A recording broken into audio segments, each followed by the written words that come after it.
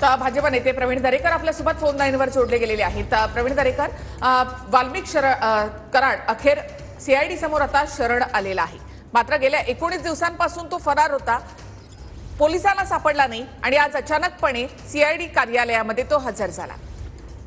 पोलिसांच्या आरोपींना पकडण्याची मोहीम सुरूच होती, परंतु नंतर राज्याचे मुख्यमंत्री गृहमंत्री यांनी त्या ठिकाणी पोलिसांचा फास आवळण्यास जोरात सुरुवात केली। त्यांच्या प्रॉपर्टी जप्त केल्या, त्यांच्या कुटुंबियांना ताब्यात घेतलं, पत्नीला चौकशीसाठी ताब्यात घेतलं। त्यामुळे ज्या पद्धतीनं मुसक्या आवळल्या त्यावरनं वाल्मिक कराड किंवा आरोपींना सरेंडर होण्या वाचून गत्यंतर त्या ठिकाणी नव्हतं आणि म्हणून पोलिसांनी केलेल्या धडक मोहिमेमुळेच त्याला त्या दबावाखाली सरेंडर व्हावं लागलं। आता सरेंडर झाल्यावर पुन्हा त्या ठिकाणी सोळंके साहेब म्हणाले ते खरं आहे की आता त्याला ताब्यात आल्यानंतर गतीनं तपास होऊन आरोपी सिद्धता झाल्यावर कारवाई त्या ठिकाणी व्हावी अशा प्रकारची अपेक्षा आहे। परंतु आता त्या ठिकाणी तो सरेंडर झाल्यानंतर काल धनंजय मुंडेच भेटले, त्यानंतर त्यांनी ठरवून समजून उमजून असं केलं, असं बोलण्याला काही अर्थ आहे असं मला अजिबात वाटत नाही। केवळ राजकीय अभिनिवेशातनं त्या ठिकाणी विरोधी पक्षांनी या प्रकरणाकडे पाहू नये आणि त्या ठिकाणी या प्रकरणाला सामाजिक रंग देणंही उचित नाही। कुणाची हत्या होणं हे दुर्दैवी आहे, त्याच्यामुळे सामाजिक वातावरण निर्माण करणं आणि राज्यात अशांतता होणार नाही याची काळजी आपण सगळ्यांनी घ्यायला पाहिजे। आणि राज्याच्या मुख्यमंत्र्यांनी हे प्रकरण गंभीर घेतलंय, विधिमंडळाच्या सभागृहामध्ये कडक कारवाईचं आश्वासन दिलंय, मोक्काचं आश्वासन दिलंय आणि त्याप्रमाणे आज त्या ठिकाणी सरेंडर होऊन ते ताब्यात त्या ठिकाणी आलेले आहेत आणि त्याच्यामुळे मला वाटतं की आता गतीनं कारवाई होईल। परंतु शेवटी महाराष्ट्राची इब्रत, महाराष्ट्राची पोलिसांची इब्रत, सरकारची इब्रत हे देशात त्या ठिकाणी जाता कामा नये ही जशी जबाबदारी सगळ्यांची आहे तशी विरोधी पक्षाची आहे।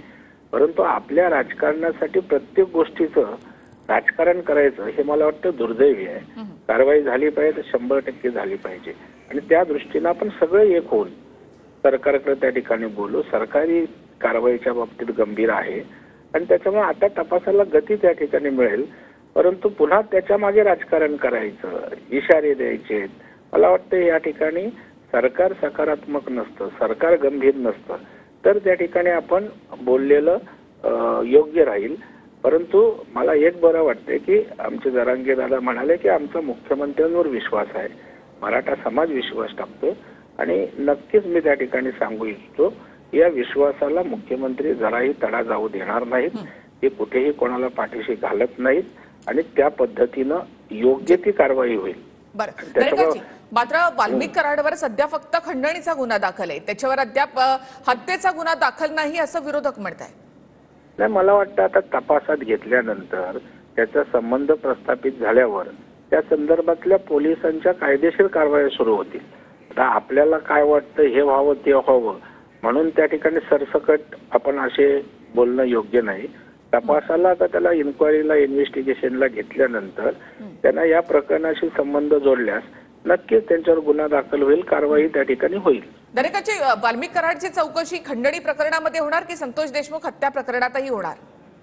नाही, मला वाटतं मी काय आयो नाहीये, त्या तपास यंत्रणा यांनी त्या ठिकाणी झालेला गुन्हा, दुसरे झालेलं प्रकरण याचा अर्थार्थी काही संबंध आहे का याची तपासणी करतील आणि त्या ठिकाणी जर त्यांना खंडणी प्रकरणात गुन्हा असल्यावर कारवाई होईलच, परंतु या देशमुख प्रकरणाशी काय संबंध आहे हे इस्टॅब्लिश झालं की कारवाई होईल ना, गुन्हा होईल। त्याच्यामुळे हा विषय पोलिसांच्या तपासणीतला आहे, त्यांच्या अधिकार कक्षेतला आहे। त्याच्यामुळे मी हे व्हावं किंवा हे झालं पाहिजे असं डायरेक्टिव्ह बोलणं त्या ठिकाणी योग्य ठरणार नाही आणि तपास भरकटू नये। त्यामुळे पोलिसांना पोलिसांचं काम करू द्या, पोलीस त्या ठिकाणी पार्शियल वागणार नाहीत, कोणाला पाठीशी घालणार नाहीत, हे आश्वस्त राज्याचे मुख्यमंत्र्यांनी गृहमंत्र्यांनी केलेलं आहे। जी, धन्यवाद दरेकरजी, तुम्ही आमच्याशी बोललात त्याबद्दल। तर वाल्मिक कराड अखेर शरण आलेला आहे। आणखी एक महत्त्वाची बातमी आहे ती आपण पाहूया।